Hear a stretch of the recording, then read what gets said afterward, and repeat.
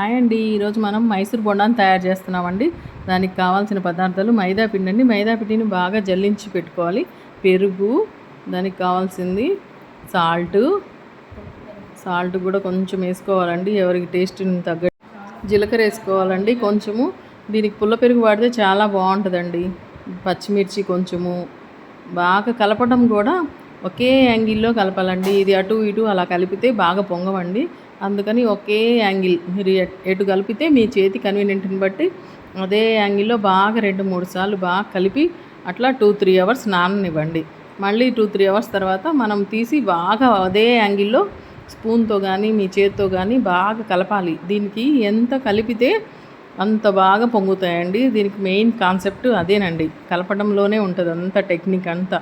కలిపి మనం బాండీలో వేసే ముందల సోడా ఉప్పు వేసుకోవాలండి. ముందు వేయకూడదు సోడా ఉప్పు.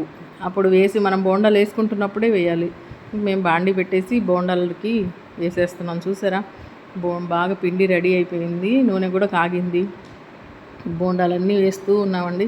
ఒక్కొక్క దానికి ఒక్కొక్కటి వేసేస్తూ ఉండాలి. ఒకటేసారి తీసుకొని 2-3 బోండాలు వేయకూడదండి. మైసూర్ బోండా అంటే ఒక్కొక్క బోండా తీసుకోవడం, వేయడం, అలా వదిలితే రౌండ్గా బాగా వస్తాయండి. చూసారండి, అన్నీ బాగా పొంగి ఎంత చక్కగా రౌండ్గా వచ్చాయో. నాకైతే చాలా ఇష్టం అండి మైసూర్ బోండా అంటే. నా ఫేవరెట్ డిష్ అంటే మైసూర్ బోండా. ఇవన్నీ ఇలా రౌండ్గా తిప్పుతూ ఉండాలండి. తిప్పుతూ ఉంటుంటే అంతా ఈక్వల్గా కాలుతాయి, గోల్డ్ కలర్లో కాలుతాయి. లేకపోతే ఒక పక్క తెలుపు, ఒక పక్క ఎరుపు అలా ఉంటాయి ఇలా తిప్పకపోతే.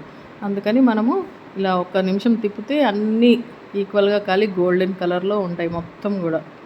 చూసారండి మైసూర్ బోండాన్ని ఎంత చక్కగా కాలాయో. చక్కగా కాలాయి కదండి.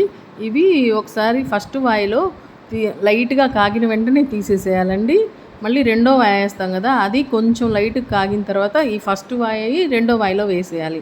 2 కలిపి 1 నిమిషం ఉన్నాయనుకోండి, అన్నీ సేమ్ కలర్ వస్తాయండి.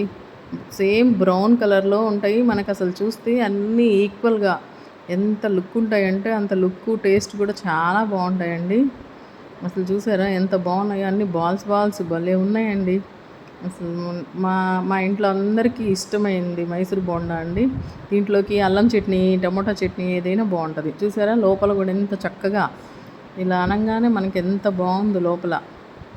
చాలా బాగుందండి, చాలా టేస్టీగా ఉంటాయండి. దీనికి అల్లం చట్నీ కానీ పల్లీ చట్నీ బాగుంటుంది. నేనైతే ప్రస్తుతానికి పల్లీ చట్నీ, ఇంట్లో ఉన్న అల్లం చట్నీ తెచ్చాము, అది తిన్నాము. చాలా బాగున్నాయి అసలు. ఒక 10 తిన్నా కూడా మనకి తిన్నామా లేదా అని డౌట్ వస్తాయండి. అంత సింపుల్ రెసిపీ, టేస్టీ రెసిపీ అండి. మీరు కూడా ఇంట్లో ట్రై చేసుకోండి. కొంచెం పెరుగుంటే చాలు, జస్ట్ అలా చేసేసుకుంటే మన ఫ్యామిలీకి సరిపోతుంది. చాలా ఈజీ వంటకం అండి. అసలు చూసారా, మీకు కూడా చూస్తుంటే తినాలనిపిస్తుందా, చేసుకోవాలనిపిస్తుందా?